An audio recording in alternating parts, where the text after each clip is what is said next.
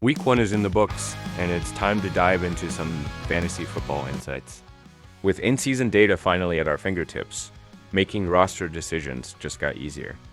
From breakout performances like Brian Thomas Jr. to concerns around Javonte Williams, we're breaking down who to start, who to sit, and the sleeper picks to snag for Week 2. Ready to make some game-changing moves?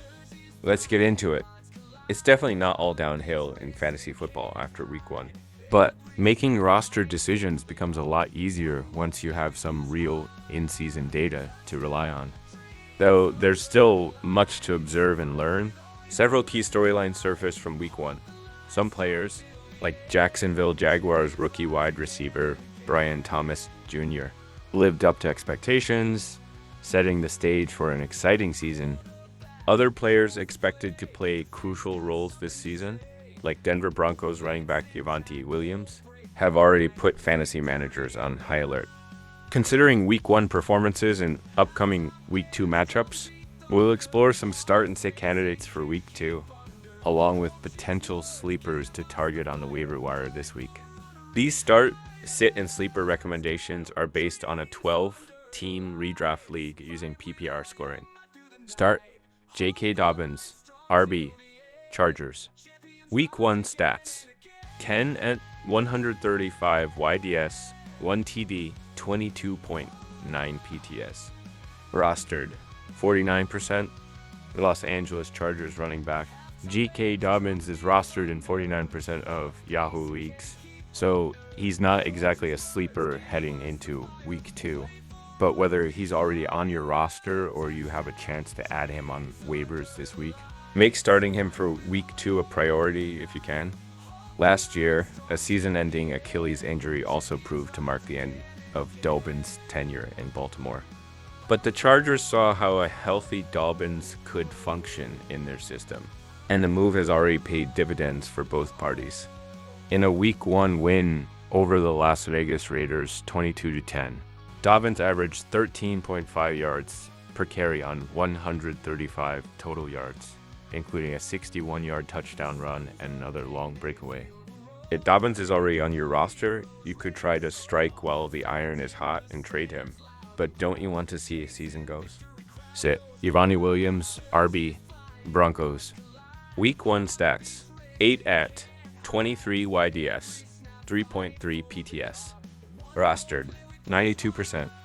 Javonte Williams had an average draft position, a DP, of 26 for his position. Meaning in a 12-team league, he's likely someone's RB2 or main flex option. So, while benching him in Week 2 might feel like a luxury you can't afford, having him in your lineup could be a risk your team can't take.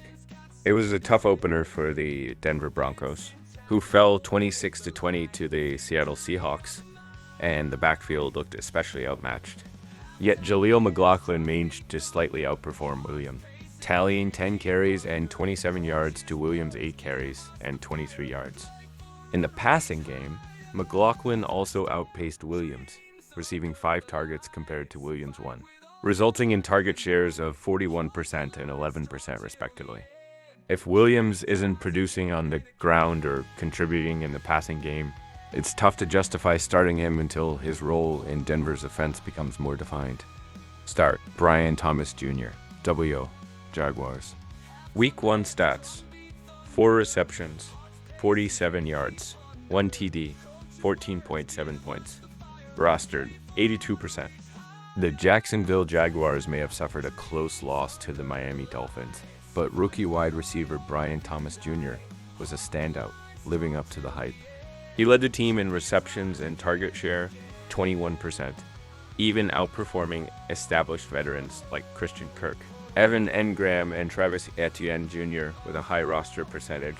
He's likely taken in most leagues. But only 15% of managers started him in Week 1. Don't hesitate if he's on your roster. He's a must-start for Week 2. Sit: Chuba Hubbard, RB, Panthers. Week 1 stats: 6 carries, 14 yards, 1.4 points.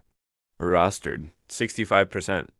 The Carolina Panthers were blown out by the New Orleans Saints, 47-10. And as a result, didn't have many opportunities to run the ball. Chuba Hubbard led the team in carries, but his performance was underwhelming.